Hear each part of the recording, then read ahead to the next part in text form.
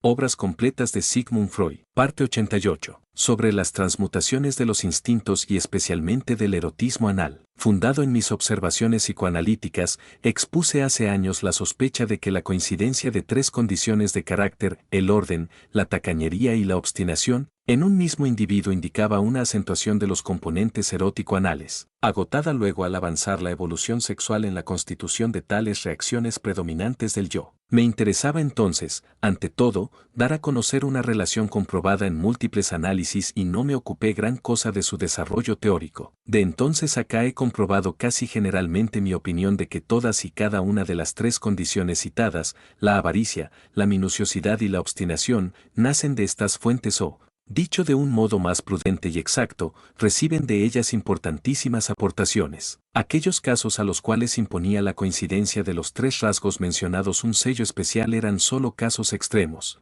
en los cuales la relación que venimos estudiando se revela incluso a la observación menos penetrante. Algunos años después, guiado por la imperiosa coerción de una experiencia psicoanalítica que se imponía a toda duda, deduje, de la amplia serie de impresiones acumuladas, que en la evolución de la libido anterior a la fase de la primacía genital habíamos de suponer la existencia de una organización pregenital, en la que el sadismo y el erotismo anal desempeñan los papeles directivos. La interrogación sobre los destinos ulteriores de los instintos eróticos anales se nos planteaba ya aquí de un modo ineludible. ¿Qué suerte corrían, una vez despojados de su significación en la vida sexual, para la constitución de la organización genital definitiva? ¿Continuaban existiendo sin modificación alguna, pero en estado de represión? ¿Sucumbían a la sublimación o se asimilaban transformándose en rasgos de carácter? ¿O eran acogidos en la nueva estructura de la sexualidad determinada por la primacía genital? O, mejor, no siendo probable uno solo de estos destinos el único abierto al erotismo anal, ¿en qué forma y medida participan estas diversas posibilidades en la suerte del erotismo anal? Cuyas fuentes orgánicas por supuesto que no quedaron sepultadas por la constitución de la organización genital. Parecía que no habríamos de carecer de material para dar respuesta a estas interrogaciones, puesto que los procesos de evolución y transformación correspondientes tenían que haberse desarrollado en todas las personas objeto de la investigación psicoanalítica. Pero este material es tan poco transparente y la multiplicidad de sus aspectos produce tal confusión, que aún hoy en día me es imposible ofrecer una solución completa del problema, pudiendo solo aportar algunos elementos para la misma. Al hacerlo así no habré de eludir las ocasiones que buenamente se me ofrezcan de mencionar otras transmutaciones de instintos ajenos al erotismo anal. Por último, haremos constar, aunque casi nos parece innecesario, que los procesos evolutivos que pasamos a describir han sido deducidos, como siempre, en el psicoanálisis, de las regresiones a ellos impuestas por los procesos neuróticos. Como punto de partida, podemos elegir la impresión general de que los conceptos de excremento,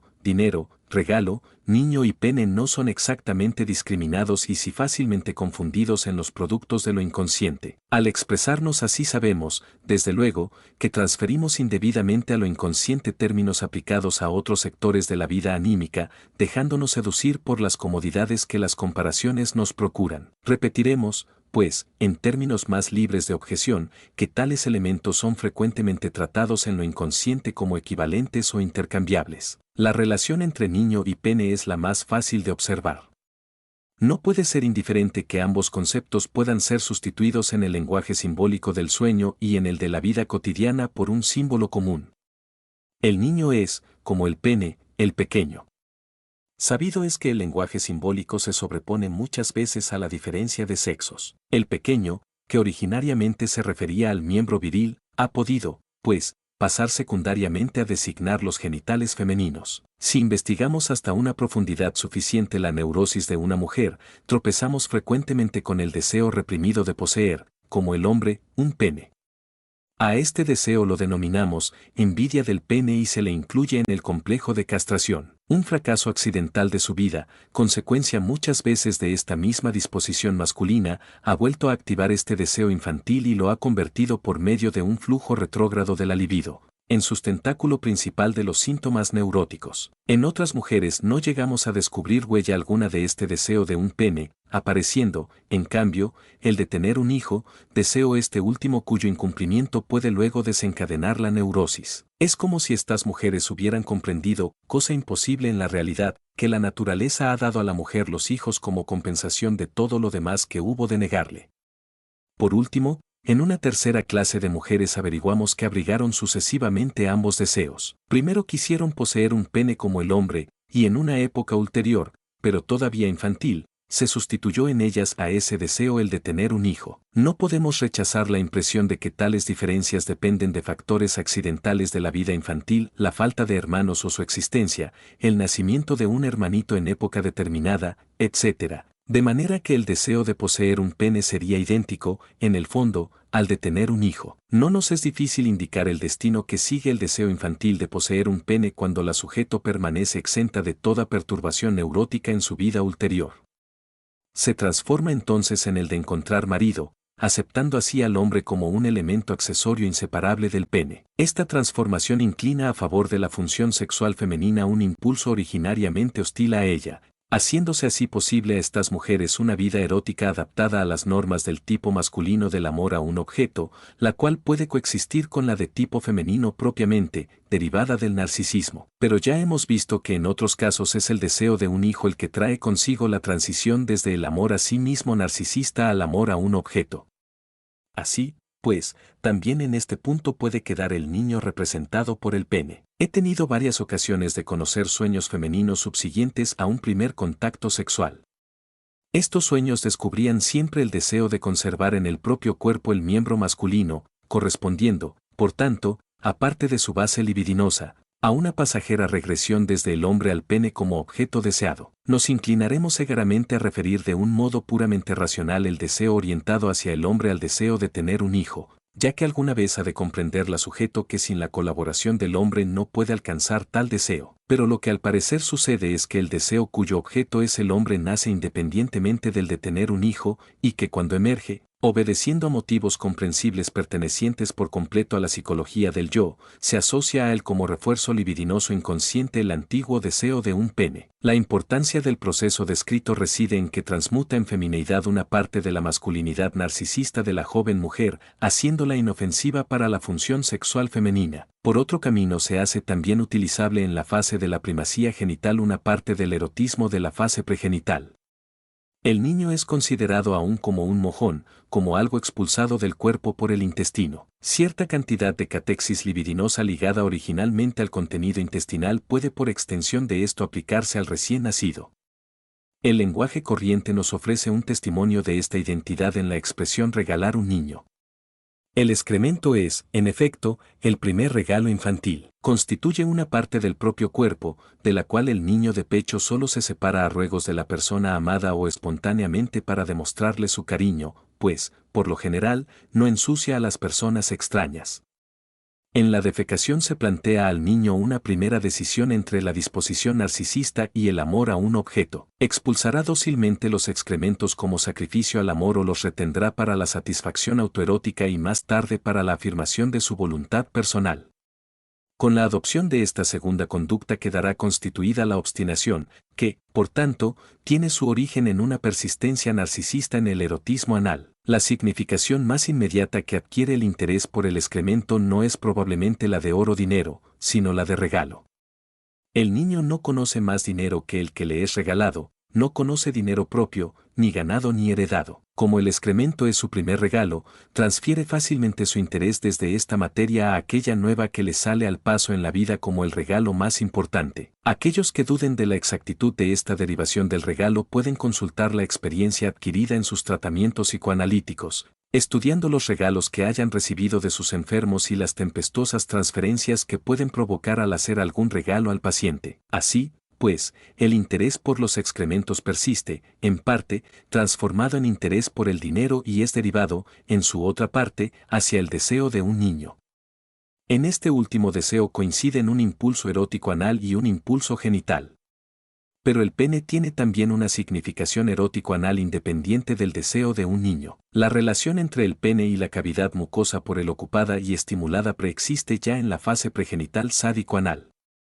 La masa fecal, o barra fecal, según expresión de uno de mis pacientes, es, por decirlo así, el primer pene, y la mucosa por el excitada, la del intestino ciego, representa la mucosa vaginal. Hay sujetos cuyo erotismo anal ha persistido invariado e intenso hasta los años inmediatos a la pubertad. Por ellos averiguamos que ya durante esta fase pregenital habían desarrollado en fantasías y juegos perversos una organización análoga a la genital, en la cual el pene y la vagina aparecen representados por la masa fecal y el intestino. En otros individuos neuróticos obsesivos puede comprobarse el resultado de una degradación regresiva de la organización genital, consistente en transferir a lo anal todas las fantasías primitivamente genitales, sustituyendo el pene por la masa fecal y la vagina por el intestino. Cuando la evolución sigue su curso normal y desaparece el interés por los excrementos, la analogía orgánica expuesta actúa, transfiriendo al pene tal interés. Al llegar luego el sujeto, en su investigación sexual infantil, a la teoría de que los niños son paridos por el intestino, queda constituido el niño en heredero principal del erotismo anal, pero su predecesor fue siempre el pene, tanto en este sentido como en otro distinto. Seguramente no les ha sido posible a mis lectores retener todas las múltiples relaciones expuestas entre los elementos de la serie excremento-pene-niño. Por tanto, y para reunir tales relaciones en una visión de conjunto, intentaremos una representación gráfica en cuya explicación podamos examinar de nuevo, pero en distinto orden de sucesión, el material estudiado. Desgraciadamente, este medio técnico auxiliar no es lo bastante flexible para nuestros propósitos o no sabemos nosotros servirnos bien de él. Así, pues, he de rogar que no se planteen al esquema anterior demasiadas exigencias. Del erotismo anal surge para fines narcisistas el desafío como importante reacción del yo contra las exigencias de los demás. El interés dedicado al excremento se transforma en interés hacia el regalo y, más tarde, hacia el dinero. Con el descubrimiento del pene nace en las niñas la envidia del mismo, la cual se transforma luego en deseo del hombre, como poseedor de un pene. Pero antes el deseo de poseer un pene se ha transformado en deseo de tener un niño, o ha surgido este deseo en lugar de aquel. La posesión de un símbolo común señala una analogía orgánica entre el pene y el niño. Del deseo de un niño parte luego un camino racional que conduce al deseo del hombre. Ya hemos examinado la significación de esta transmutación del instinto. En el hombre se hace mucho más perceptible otro fragmento del proceso, que surge cuando la investigación sexual del niño le lleva a comprobar la falta del pene en la mujer.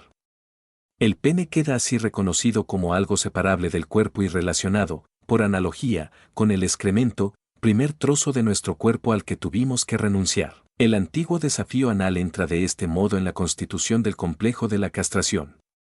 La analogía orgánica, a consecuencia de la cual el contenido intestinal se constituyó en precursor del pene durante la fase pregenital, no puede entrar en cuenta como motivo. Pero la investigación sexual del niño le procura una sustitución psíquica. Al parecer, el niño es reconocido por la investigación sexual como un mojón y es revestido de un poderoso interés erótico anal. Esta misma fuente aporta al deseo de un niño un segundo incremento cuando la experiencia social enseña que el niño puede ser interpretado como prueba de amor y como un regalo. Los tres elementos, masa fecal, pene y niño, son cuerpos sólidos que excitan al entrar o salir por una cavidad mucosa. De este estado de cosas, la investigación infantil solo puede llegar a conocer que el niño sigue el mismo camino que la masa fecal, pues la función del pene no es generalmente descubierta por la investigación infantil. Pero es interesante ver cómo una coincidencia orgánica llega a manifestarse también en lo psíquico, después de tantos rodeos, como una identidad inconsciente.